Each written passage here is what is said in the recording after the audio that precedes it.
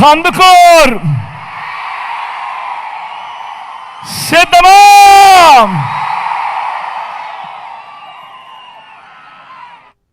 ఈరోజు ఇంతటి ఎండలో కూడా ఇంతటి అభిమానం చూపిస్తూ చెక్కు చెదరని నమ్మకానికి,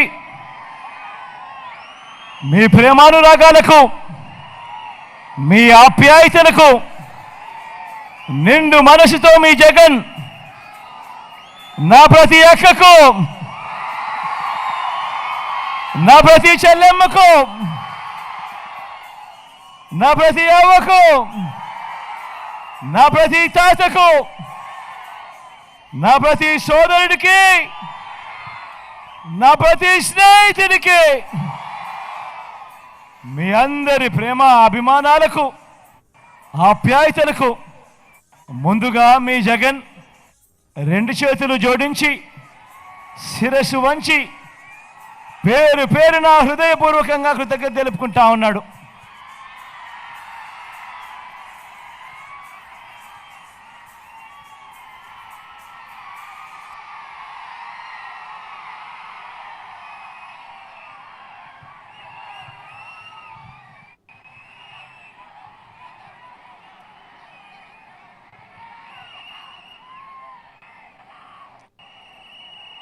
మరో 2 వారాల్లో కురుక్షేత్ర మహాసంగ్రామం జరగబోతా ఉంది.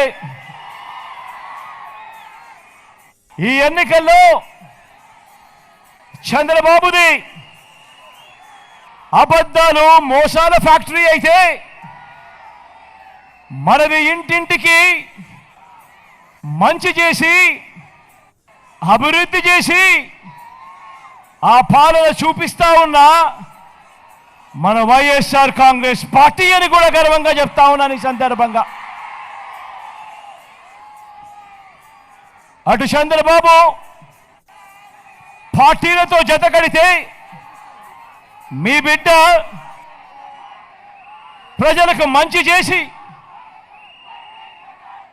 ఆ ప్రజలతోనే పొత్తు పెట్టుకొని ఈరోజు ధైర్యంగా ఒక్కడే మీ బిడ్డ మీ ఆశీస్సుల కొరకు మీ సమక్షంలోకి ఈరోజు మీ బిడ్డ వచ్చాడు. మీ అందరితో కూడా ఈ సందర్భంగా నేను ఒకటి ఆలోచన చేయమని మీ అందరినీ కూడా కోరుతా ఉన్నా.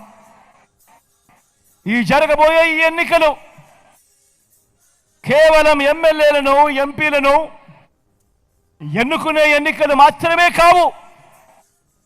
ఈ ఎన్నికలు వచ్చే 5 ఏళ్ల మీ ఇంటింటి అభివృద్ధిని, ప్రతి పేద కుటుంబం, ఆ కుటుంబాల భవిష్యత్తుని నిర్ణయించే ఎన్నికలు ఈ ఎన్నికలు.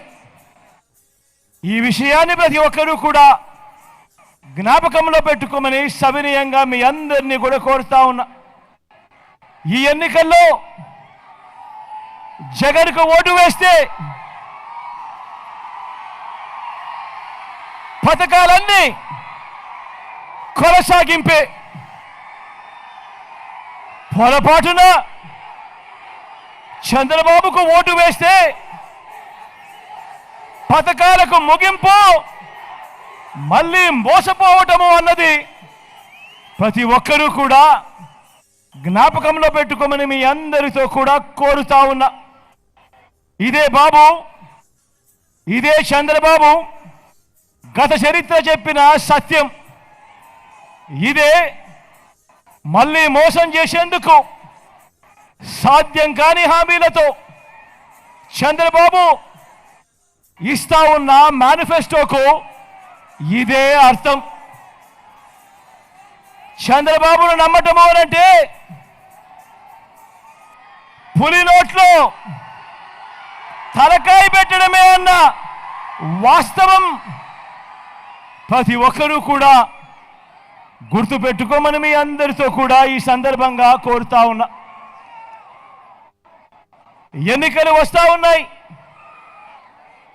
ఎన్నికలు వస్తా ఉన్నాయని ఈ మధ్యకాలంలో మనందరికీ ఏం కనిపిస్తూ ఉంది? ఎన్నికలు వస్తా ఉన్నాయని మన రాష్ట్రానికి వచ్చిన పొత్తుల నాయకులను చూస్తే నాకు ఒక సుమతి శతకంలో ఒక వాక్యం గుర్తుకొస్తుంది. తెప్పలుగా చెరువు నిండిన కప్పలు 10,000 చేరు గదరా సుమతి అన్నది గుర్తుకు వస్తుంది. ఇప్పుడు ఏపీలో ఆంధ్ర రాష్ట్రంలో తిరుగుతా ఉన్న ఈ చంద్రబాబు నాయుడుని కానివ్వండి, ఇప్పుడు ఆంధ్ర రాష్ట్రంలో తిరుగుతా ఉన్న దత్తపుత్రుడు కానివ్వండి, ఆంధ్ర రాష్ట్రంలో తిరుగుతా ఉన్న వదినమ్మను కానివ్వండి, ఓ ఈనాడు రామోజీరావును కానివ్వండి, ఓ ఆంధ్రజ్యోతి రాధాకృష్ణుడు కానివ్వండి, ఓ TV5 నాయుడును కానివ్వండి, వీరిలో ఎవరైనా కూడా ఆంధ్రప్రదేశ్లో నివాసం ఎక్కడ ఉంటున్నారు అని చెప్పి అడుగుతా ఉన్నారు. ఈ సందర్భంగా నేను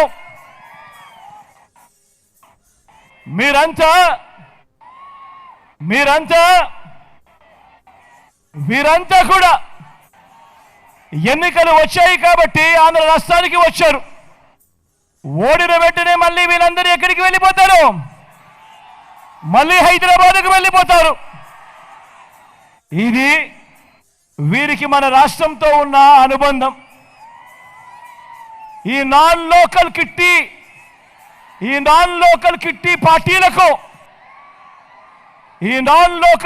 పార్టీల సభ్యులకు, ఈ నయా ఈస్ట్ ఇండియా కంపెనీ సభ్యులకు మన రాష్ట్రం అంటే, మన ప్రజలంటే కేవలం దోచుకున్నది పంచుకునేందుకు అన్నది ప్రతి ఒక్కరూ కూడా జ్ఞాపకం పెరగమని కోరుతా ఉన్నా.